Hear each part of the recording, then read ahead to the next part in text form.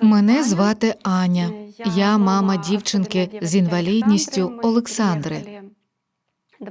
Ми приїхали 2 роки тому з Харкова.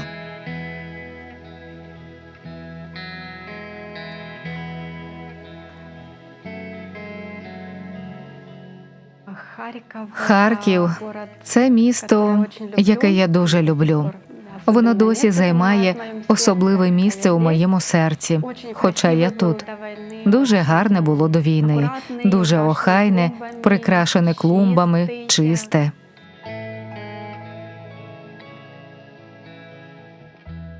Ми дуже любили це місто, але для нас, як для сім'ї з дитиною з інвалідністю, воно складалося із суцільних бар'єрів. Навіть наш останній до війни реабілітаційний центр, у ньому не було пандусів. До речі, як, напевно, і у всіх центрах, де ми бували із Сашею, не було ні пандусів, ні ліфтів, ніколи не було.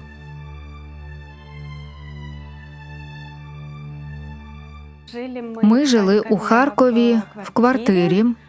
Наша квартира була розташована на 4-му поверсі 5-поверхового будинку, куди ми весь час піднімалися без ліфта. Стало дуже важко. Ось так ми виходимо. І йдемо повільно. Повільно йдемо по сходах. 8 прольотів. Сісти.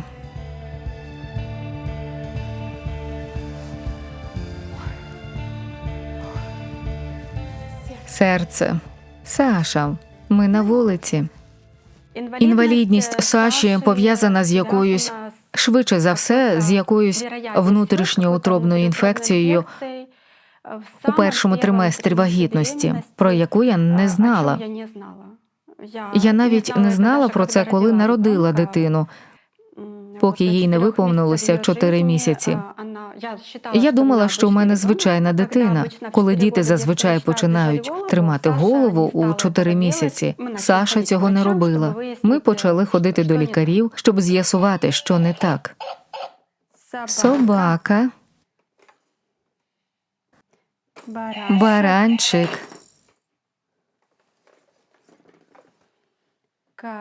Коровка.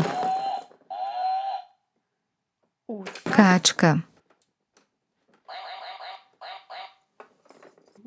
Діагноз був поставлений в Україні приблизно в 1-річному віці. Це схоже, для нашої людини цей діагноз схожий на ДЦП, але ДЦП не стоїть. Діагнозу дитячий церебральний параліч в Олександри немає, але є перинатальне ураження розвитку центральної нервової системи і деякі супутні, яких дуже багато. Є порушення обміну речовин, затримка розвитку. Зараз їй 10 років, але вона не розвинена на 10 років. Але оце відставання – це теж назва діагнозу, певного порушення мови, розладу жування.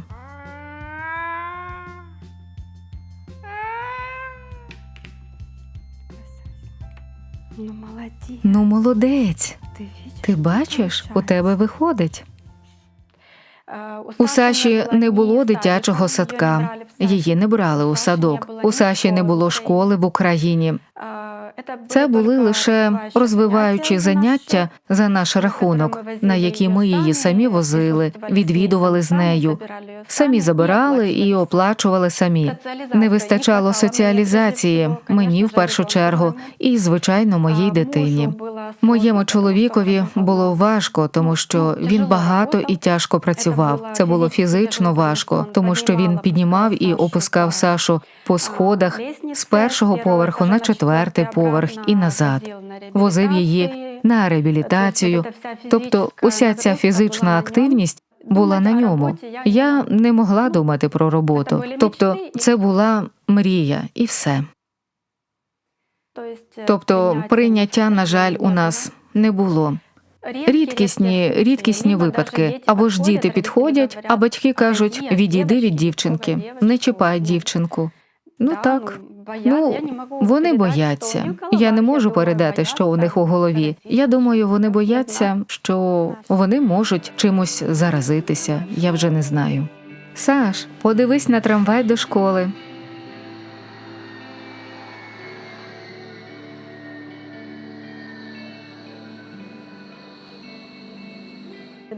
Два роки, що ми тут живемо, вона приходить додому зі школи, і у неї такий вигляд, наче це просто на ній написано.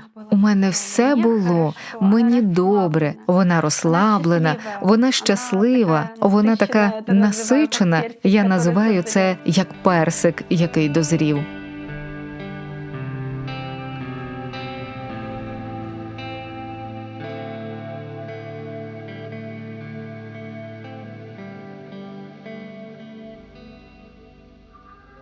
Молодець. Кого ще ми обираємо? Обирай. Вранці мене розбудив чоловік і сказав: «Аня, почалася війна, вставай. Нам терміново потрібно купити воду, тому що можуть відключити воду». Це перша новина. Ну як? Ти ніколи не зрадієш такому. Ми сподівалися, що все швидко закінчиться, і це не може бути війною. Просто не з нами, не зараз, ні. Вона була колись раніше, але тепер її не може бути. Тому, напевно, вірилося важко і сподівалися на краще. До нашого від'їзду, до нашої евакуації з Харкова ми жили там 10 днів, а на 10-й день виїхали вранці. Після обіду виїхали з Харкова. Ці 10 днів були, напевно, найважчими днями у моєму житті. Навіть якщо порівнювати з інвалідністю Саші, що я тоді відчувала, то якщо порівнювати це з відчуттями війни, то я розуміла, що ми замкнені у місті, яке межує з країною, яка на нас напала. Так, мені було від цього страшно.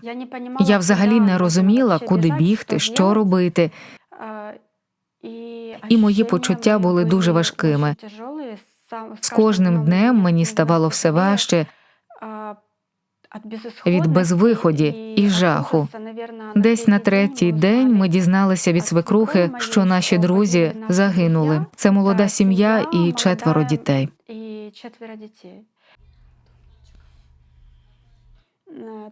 Тобто ми просто напружувалися і щось робили, коли чули, що літак летить дуже низько. Саша це бачила, і їй було гірше. У неї посилилися такі панічні атаки, я б сказала. Вона не розуміла. Вона сама не може рухатися. Вона залежить від нас. Вона бачить цей жах і що ми кудись біжимо, кудись одягаємо її, і це треба робити швидко. А швидко одягнути Сашу неможливо. Я її тут збираю до школи, у мене це займає 45 хвилин, а зібратися потрібно за 2 хвилини, а то й менше. Я розуміла, що я так довго не протримаюся. Мені потрібна була сила для Саші, а в мене її не було. І ми написали мамам таких самих дітей. Одна з них жила по сусідству. Ми жили в одному районі. Ми були друзями. Оля, так. І вона каже, у мене таке відчуття, що в моєму городі багато разів вибухають бомби. Вона каже, я більше не можу. Я пройдуся до вокзалу, перевірю, чи є поїзди для людей з інвалідністю. Може, щось організують. Там дізнаюсь на вокзалі. І давайте щось вирішимо. Може, зберемося і поїдемо з нашою сім'єю. У них сім'я теж з дівчинкою з інвалідністю. І вона каже, може, ще хтось поїде з нами. Так, ми зібралися, зробили групу в месенджері. У неї були знайомі у дитячому хосписі у Харкові. Вона їм зателефонувала, вона сказала, може, ви порадите?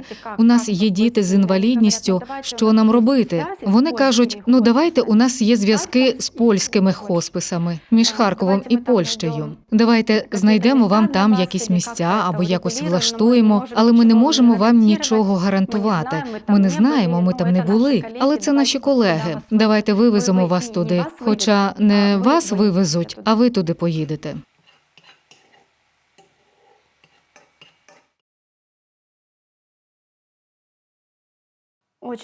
Це був дуже важкий шлях. Частина шляху була без світла. Його неможливо було включати, тому що ми боялися обстрілів. Другий етап шляху був зі Львова до прикордонної станції. На жаль, не пам'ятаю назви, де нам довелося стояти 8 годин в автобусі з дітьми. Після 12 годин їзди на звичайних сидіннях у звичайному вагоні з людьми з інвалідністю, з усіма людьми, змішаними з собаками, кішками, дітьми та людьми з інвалідністю.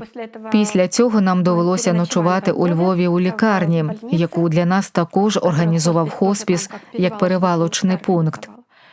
З цієї лікарні ми вранці поїхали на прикордонну станцію. На цій станції ми знову довго сиділи в автобусі. Їсти та переодягати дітей треба було там. Ми почекали до вечора, і за нами з польської сторони до нас приїхав спеціалізований евакуаційний вагон, де наших дітей перенесли на руках до цього вагону.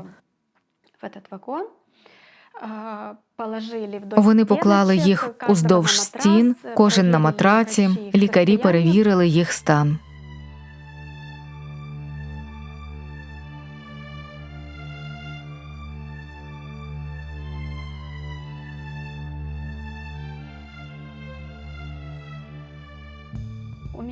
У мене є давня подруга ще з інституту у Польщі, яка сказала: «Аня, приїжджай до мене, давай, я знайду тобі місце». І ми давно не бачилися. Вона вже давно емігрувала до Польщі, має польське коріння. Це був такий важливий етап. Ми пробули у Польщі близько 10 днів, щоб просто прийти до тями, трохи погуляти містом, послухати цю тишу.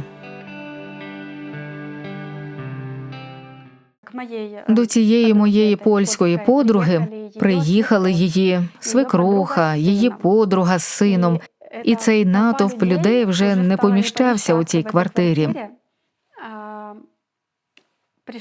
Довелося переселити нашу сім'ю на цокольний поверх, тобто він був напівпідвальним, холодним, облаштованим для нас, але не для потреб дитини з інвалідністю. Там було важко. І ми зрозуміли, що мій чоловік одразу почав шукати роботу у ці 10 днів, тому що це звичка працювати. Я маю працювати. І якось він поговорив зі своєю колегою, вона сказала: «Слухай, ну якщо ти живеш у підвалі, і ти не можеш там жити з дитиною», а її вивіз волонтер. І вона каже: «Давай я тобі дам номер цього волонтера, він тобі допоможе. Переїдете до Німеччини», каже, «він десь знайде вам місце». І для нас не було важливо куди. Навіть коли я їхала, я не усвідомлювала, що їду в Берлін, у столицю. Я їду в місце, де була якась квартира, нам казали, що там щось буде для нас. І двокімнатна квартира. Так, але поки що ми можемо там жити.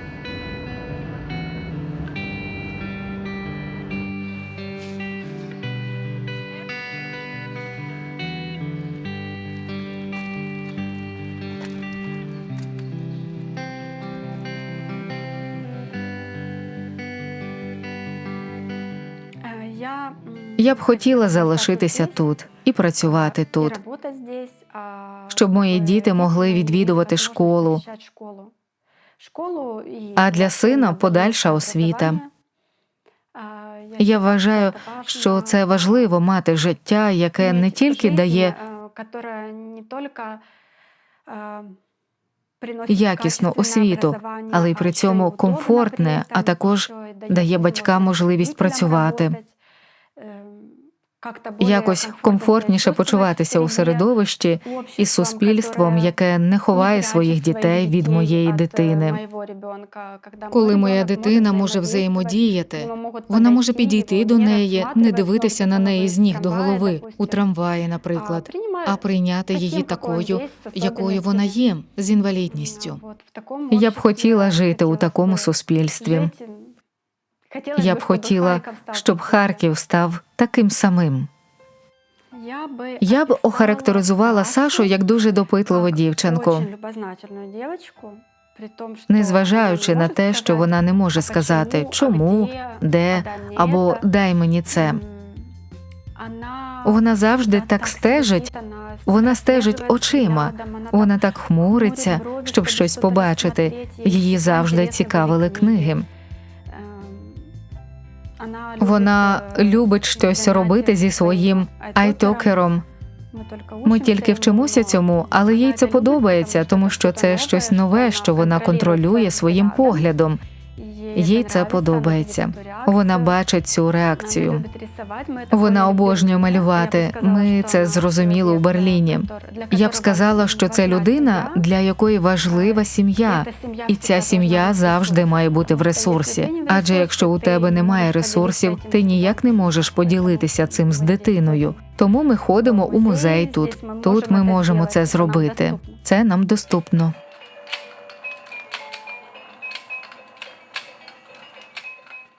Опа, зловили!